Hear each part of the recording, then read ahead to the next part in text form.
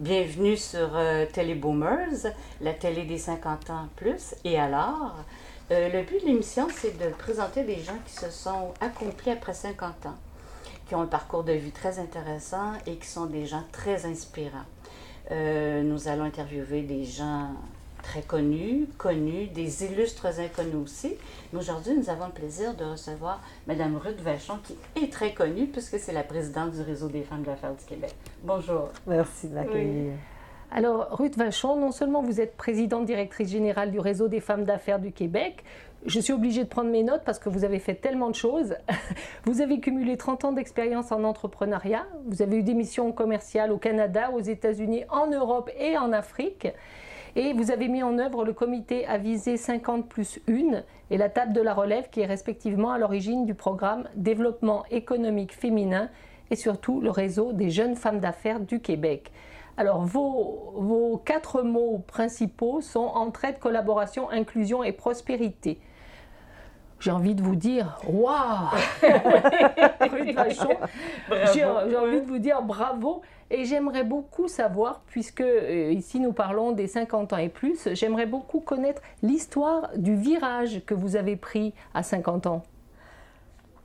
C'est drôle que vous me demandiez ça parce que moi, je suis de celles que à 50 ans, c'était terminé. Parce que toute ma vie, j'étais longtemps seule avec mes enfants et je me disais, un jour, je vais m'arrêter puis je ne vais plus rien faire. Comme si l'ultime, c'était d'arrêter et de ne plus rien faire. Alors, à 50 ans, j'ai toujours été une femme qui était extrêmement vaillante. Alors, j'ai toujours travaillé beaucoup, beaucoup. Et à 50 ans, je me suis dit, tiens, mes heures sont faites, alors je vais arrêter de travailler. Ça a duré 2 mois, je dirais. Et on a toujours des petits déclencheurs qui nous font réaliser que peut-être qu'il y a d'autres choses à faire ou peut-être qu'il y a une autre route à prendre. Et après 2 mois, tu sais, quand ça fait longtemps que tu n'étais pas resté à la maison, alors les rénovations, on a vraiment les murs par terre, 2-3 contracteurs, logistique, là j'étais occupée à plein, ça allait super bien.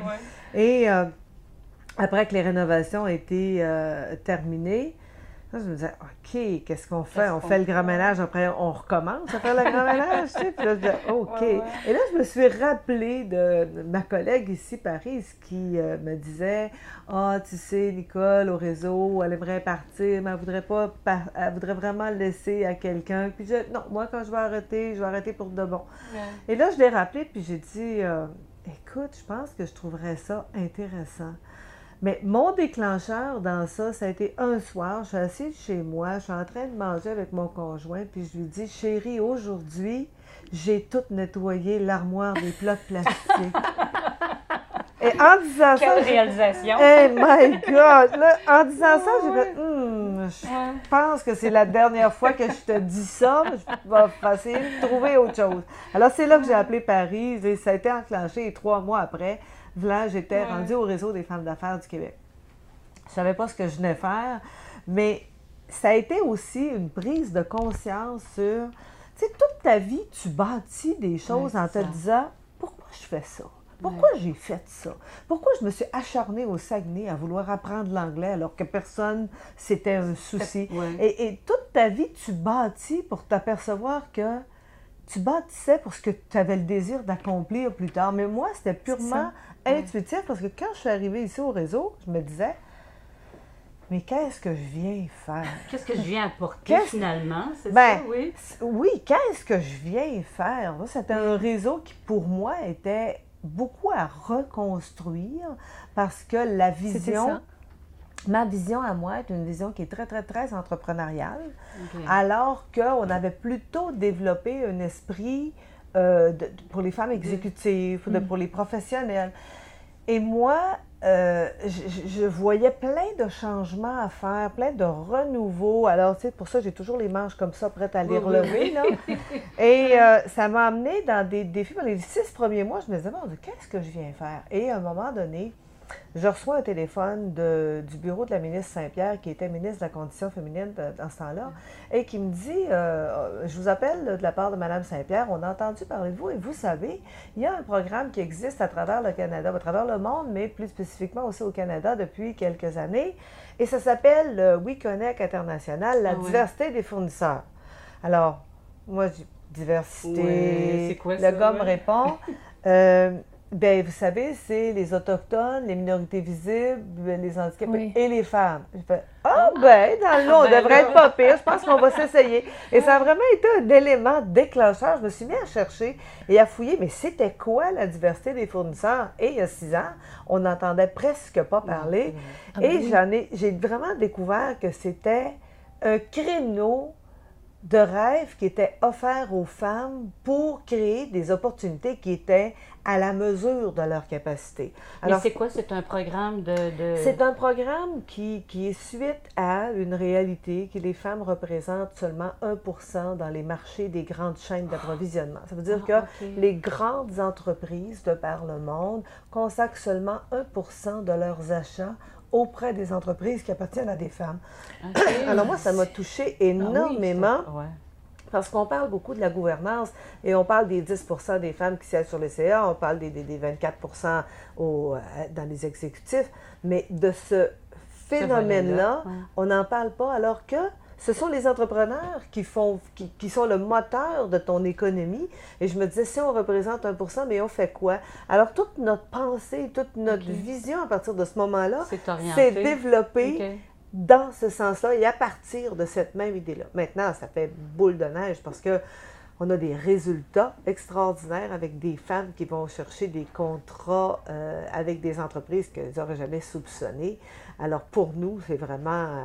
ça a été un déclencheur extrêmement positif aujourd'hui. Est-ce que ça a encouragé, est-ce que ça a encouragé aussi dans les femmes qui vous entouraient des personnes qui approchaient de la cinquantaine à qui, d'un coup, ça a donné un élan pour se décider à se monter en entrepreneuriat? Oui, parce que ce genre de programme-là, nous, les femmes, on ne se le cache pas, rare qu'on a les grandes entreprises. La moyenne d'employés par entreprise n'atteint pas 2 employés par entreprise. Alors, c'est certain que quand on veut développer, il faut penser en fonction de la capacité de nos entreprises, mais bien sûr qu'on veut les faire grandir. Alors, ça permet à des femmes d'un certain âge qui avaient des entreprises, mais dont la croissance était plus lente, de prendre un pas accéléré vers ça. Et ça permet aussi, ce genre de programme-là, de créer énormément de solidarité entre les femmes. Parce que ça amène les femmes dans un créneau où on est soit au début de la croissance ou en pleine croissance, et ça amène les femmes à mieux se connaître et se donner le goût de travailler ensemble parce que ces femmes-là sont appelées à beaucoup connecter ensemble et avoir beaucoup de raisons de collaborer ensemble et de se rencontrer. C'est intéressant. Et le 1%, est-ce qu'il a augmenté depuis le temps? Bien, moi, je me dis que quand je vais arrêter dans quelques années, si on est passé à 2%, là, on va être vraiment content. Mais on a des gestes importants à poser. Alors, c'est vraiment ce sur quoi on s'attelle dans les prochaines années. Comment on peut effectuer ce changement de modèle d'affaires-là pour amener une différence dans l'économie et avoir des entreprises qui sont beaucoup plus prospères à court terme. Et quand on parle de fossé de génération, vous savez, c'est un terme qu'on a toujours emprunté et on s'en est servi pour des tas de choses.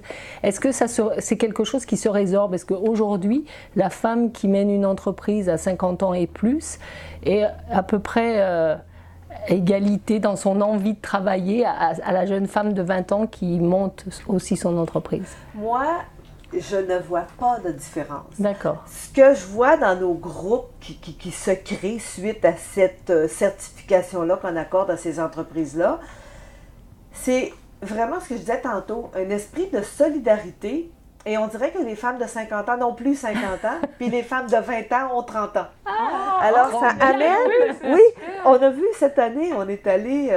c'était à Las Vegas, notre conférence cette année. On était 35 femmes, dont 30 femmes entrepreneurs du Québec qui sont allées à Las Vegas. Et on a eu des découvertes extraordinaires. Les femmes n'avaient pas d'âge. Alors, c'était tellement agréable parce que les jeunes avaient le goût d'aider les femmes qui étaient plus âgées, entre guillemets, là, mais pas nécessairement plus d'expérience parce que souvent, nos entreprises, on les démarre ou très jeunes ou quand on a eu nos enfants, puis on veut entamer une deuxième carrière. Mais ces femmes-là, Et d'ailleurs, les jeunes, moi quand j'entends les jeunes aujourd'hui, ça veut presque plus travailler, ça veut juste faire différemment. Ça veut juste pas faire de la même façon que nous, on l'a fait. C'est ça. Et c'est extraordinaire. Quand on a créé le réseau des jeunes femmes d'affaires du Québec, quand ils sont venus nous voir, là, il y avait 3 choses pour elles qui étaient importantes.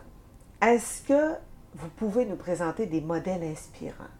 Est-ce que vous pouvez nous mentorer? Et est-ce que vous pouvez nous présenter des modèles équilibrés? Alors moi, à la blague, je disais toujours, les modèles inspirants, les mentors, ça va. Les modèles équilibrés, bien, on va chercher. On va chercher, mais ça s'est avéré que les jeunes sont venus chez nous, puis souvent on se disait, ils sont venus prendre, mais les jeunes nous ont donné toute une leçon parce qu'elles sont venues donner. Elles sont venues, on a commencé par leur créer un programme de mentorat. Au bout de 2 ans, elles ont dit, nous, on aimerait bien un programme de marrainage. La différence entre le marrainage, c'est que tu inclus, je t'ouvre mon réseau et je te donne l'opportunité d'accélérer ton entreprise plus rapidement. Alors, on va prendre une petite filleule ou 2, et ça ne demande pas énormément, mais tu sais, quand on fait des sorties, on dit « Ah, elle, ça serait vraiment propice pour elle. Viens, je vais te présenter des gens. » Ou spontanément, elles vont t'appeler pour dire « Écoute, j'aimerais rencontrer telle personne. Est-ce que tu pourrais prendre le téléphone et me la présenter ou quelque chose comme ça. » Alors, c'est très prometteur. Et d'un autre côté, les jeunes se sont dit, si vous autres, vous avez des petites entreprises, nous, ce qu'on va vous aider, on va vous aider à faire ce virage numérique-là. Alors, les jeunes nous amènent dans un environnement d'apprentissage avec des espèces de séminaires adaptés à leur façon, dans toutes les spécialités du numérique, et pour nous amener à penser autrement. Parce que quand tu as les petites entreprises, tu n'as pas toujours les budgets pour être capable de développer ça. Alors, ils nous amènent dans un mode de pensée où ça nous permet de croire que c'est possible et de nous donner des points de référence. Appelez-nous si vous avez besoin d'aide. Alors, on travaille énormément en complémentarité. Et ce qu'elles ont compris, c'est que quand elles viennent au réseau, elles ont les plus gros comités de travail. Elles disent, nous, quand on vient, on a compris que si on ne s'engage pas, si on fait juste prendre une adhésion, on n'y va pas. Si on a l'impression qu'on participe et qu'on contribue à quelque chose, alors on est là. Et dans tout le Québec, dans tous les comités qu'on a, c'est toujours les plus gros comités parce qu'elles, un comité de ça, un comité de ça, un comité d'organisation, alors elles ont vraiment ce sens-là de c'est ensemble qu'on va le faire. Alors les jeunes, et pour l'équilibre, pour elles, c'était extrêmement important parce qu'on entend souvent le message qui se véhicule que l'équilibre, ça n'existe pas. Et moi, ça me fait redresser à toutes les fois parce que je me dis, si tu ne vises pas cet objectif-là, tu ne l'atteindras jamais. Alors, l'équilibre, ça t'appartient, c'est personnel, mais il faut aussi s'enlever de la tête que pour réussir, il faut travailler 7 jours par semaine. Mais ça, c'est la mentalité boomers. Alors, c'est pour ça que les jeunes, eux autres, ont vu leurs parents avoir 2 emplois, pas de loisirs, pas de vie personnelle, mais très axés sur le travail, ce qui fait qu'ils ont vu ce modèle-là, puis ça leur tente pas.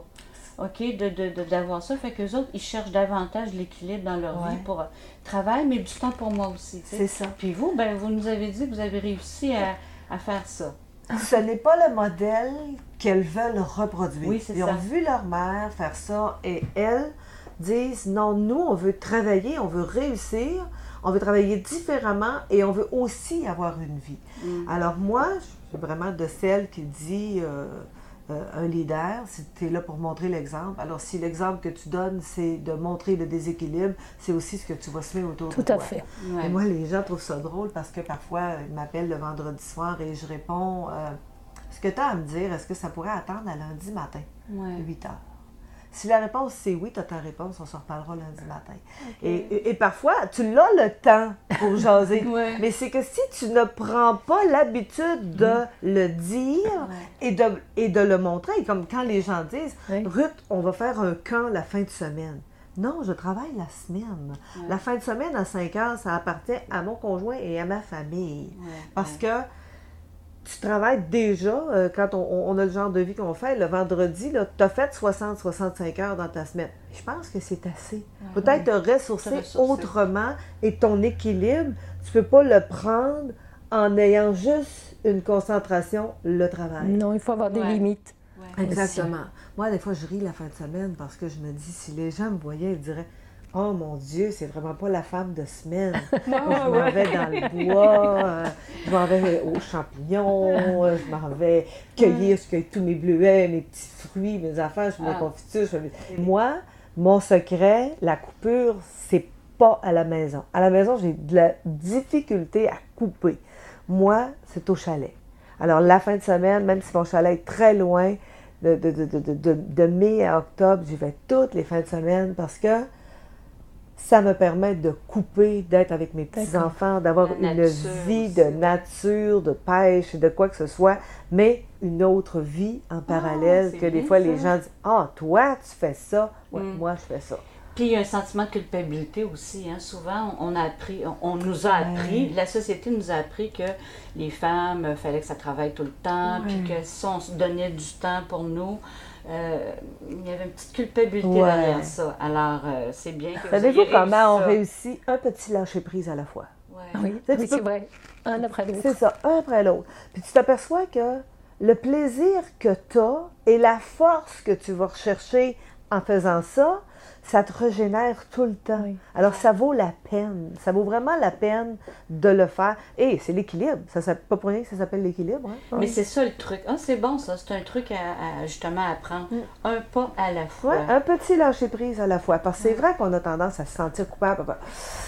Ah, je pourrais le faire. Je pourrais le faire. Tu sais, c'est comme t'entraîner. Encore du temps. Tu sais, je veux dire, tu vas te lever, tu prends l'habitude de te lever une demi-heure plus de bonne heure pour t'entraîner, mais la demi-heure que tu te lèves plus de bonne heure, tu vas travailler. Ben non, tu vas t'entraîner. Ouais, c'est une très bonne chose et vous y êtes arrivé très facilement à se lâcher prise. Non, elle est franche. Non. Je dis un lâcher prise à la fois. Oui. Tu arrives en te donnant du temps, en t'accordant des permissions, puis vraiment en essayant de faire une coupure entre les deux. Ça ne se fait pas du jour au lendemain, mais ça se fait à un non à la fois. Parce que quand les gens me disent « Oui, mais Ruth, ce samedi, juste une fois », mais en fait, je refuse 51 autres fois, tu sais, parce que tu as toujours une raison d'avoir quelque chose la fin de semaine. Toutes les raisons sont bonnes, toutes les excuses sont bonnes. Je fais un gala, c'est juste une fois, mais tout le monde fait juste une fois. Alors moi, c'est très, très, très, très, très rare que je vais accepter quelque chose la fin de semaine. C'est parce que la cause me tient vraiment à cœur et que ça va avec ma famille. Sinon, c'est non. Ah, c'est une bonne discipline de vie, justement. Oui. Ah, mais c'est bien. Est-ce que vous vous investissez aussi dans des causes qui vous tiennent à cœur? Bien, moi, la cause, l'autonomisation des femmes, là, je ne savais pas que ça pouvait prendre une part aussi importante dans une vie. C'est important. Tu sais, je veux dire, il y a beaucoup de causes pour les femmes. Et toutes les causes, je dirais, toutes les causes, moi, sont valables. Il ne faut pas que je m'arrête, je m'y donnerai partout.